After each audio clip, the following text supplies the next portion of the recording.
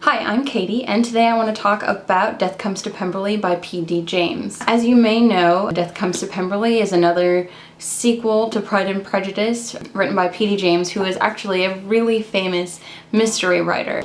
I actually read one of her books. It was just a great read all around. However, I did not enjoy Death Comes to Pemberley at all. I probably should have known not to get a book like this. I hate continuations and sequels to Jane Austen's work. I love the original stories so much, and the characters. I just don't think that anyone could do it justice. I heard that they were making a BBC miniseries out of Death Comes to Pemberley, and I thought it was about time I checked it out. Death Comes to Pemberley is a mystery that takes place at Pemberley about 6 years after Darcy marries Elizabeth Bennet. They're happily installed at Pemberley, and Jane and Mr. Bingley are not far off.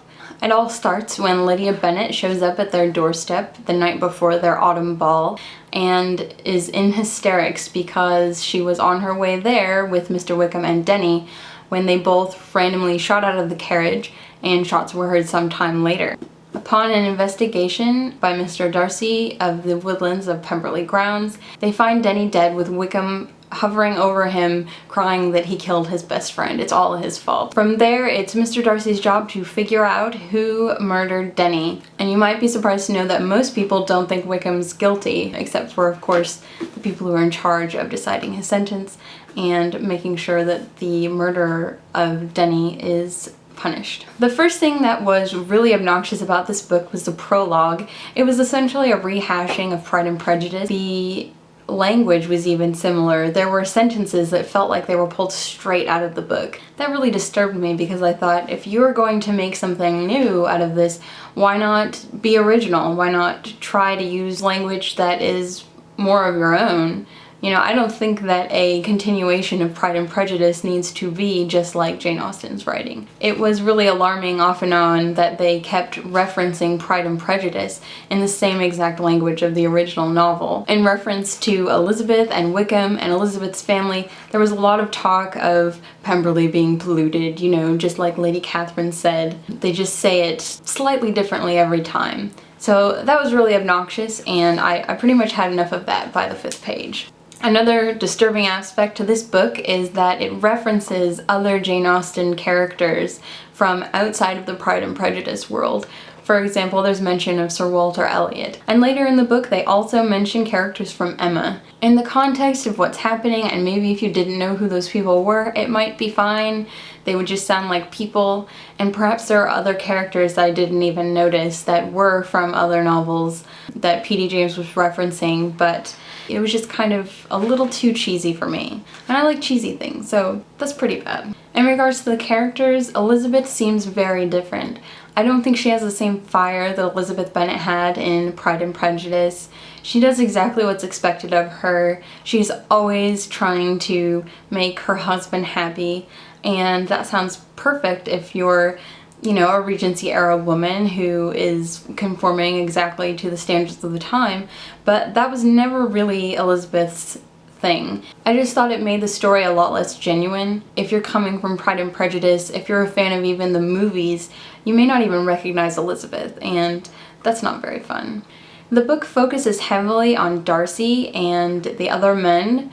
I suppose in the context of the time period that makes sense, but as a fan of Pride and Prejudice, I really wanted to hear more about Elizabeth and Jane and even the other Bennet women. In some places of the book they do take center stage, but for the most part it's really about Darcy solving the mystery with the help of Colonel Fitzwilliam and a few other men that we don't know about from Pride and Prejudice. I also don't think Darcy rings very true. He definitely has the serious air about him, and the book makes a point to talk about the fact that he's not doing something that he would usually do, such as, oh, propriety would say I should do this, but I'm gonna do this instead because murder mystery.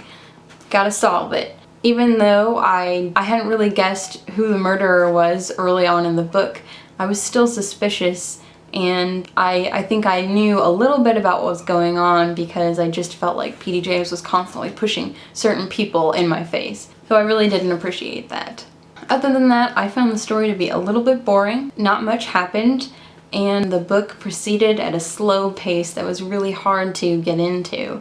I kept picking it up and putting it down and picking it up and putting it down, and I kept saying, I'm not going to finish this, but I thought, you know what, I've come this far, you know, I should be able to finish it.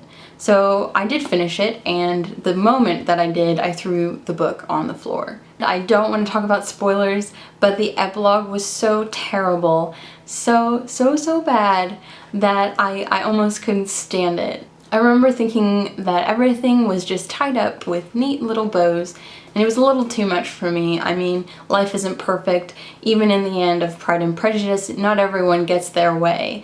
I mean, I'm sure Mr. Wickham wasn't happy to marry Lydia Bennet, but he did, and that's sort of a punishment for him. Anyway, to sum things up, I did not like Death Comes to Pemberley. I don't really think it's worth reading, especially if you don't like modern continuations of Pride and Prejudice or others of Jane Austen's work.